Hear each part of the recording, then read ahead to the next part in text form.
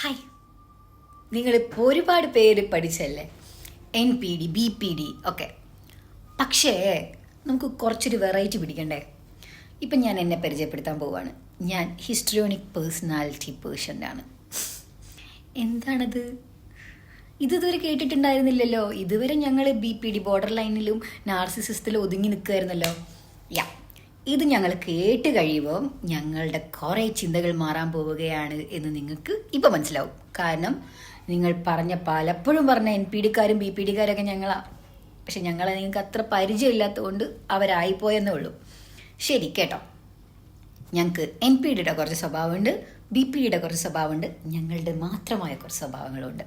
അത് ഞാൻ പറഞ്ഞുതരാം, കേട്ടോ. ഇപ്പം ഞാൻ സംസാരിക്കുന്നതിലുള്ള മാറ്റം ശ്രദ്ധിച്ചോ?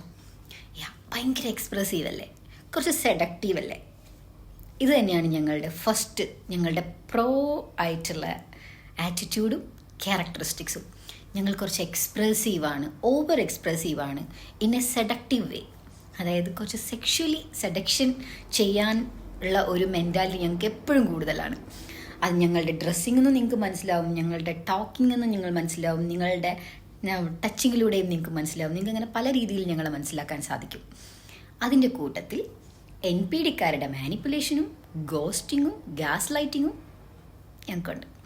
രണ്ടാമത്തത് BPDക്കാരുടെ ചെറിയ രീതിയിലുള്ള സെൽഫ് ഹാമിങ്ങും മൾട്ടിപ്പിൾ റിലേഷൻഷിപ്പും അതിൻ്റെ കൂടെ മൾട്ടിപ്പിൾ സെക്ഷൽ പാർട്ട്ണറും ഞങ്ങൾക്കുണ്ട്. ഞങ്ങൾക്ക് എപ്പോഴും ഞങ്ങളിങ്ങനെ പുകഴ്ത്തിക്കൊണ്ടിരിക്കണം. എസ്പെഷ്യലി ഞങ്ങളുടെ ഫിസിക്കൽ ഫീച്ചേഴ്സിനെ ആൾക്കാർ പുകഴ്ത്തുന്നത് ഞങ്ങൾക്ക് ഭയങ്കര ഇഷ്ടമാണ്. അതുകൊണ്ട് തന്നെ ഞങ്ങൾ വളരെ എക്സ്പ്രസീവായിട്ടുള്ള വേഷം ഇടാനും കുറച്ചൊക്കെ സെഡക്റ്റീവായിട്ടുള്ള കുറച്ചൊക്കെ എക്സ്പോസ്ഡ് ആയിട്ടുള്ള വേഷങ്ങൾ ഇടാനും എപ്പോഴും ശ്രമിക്കും.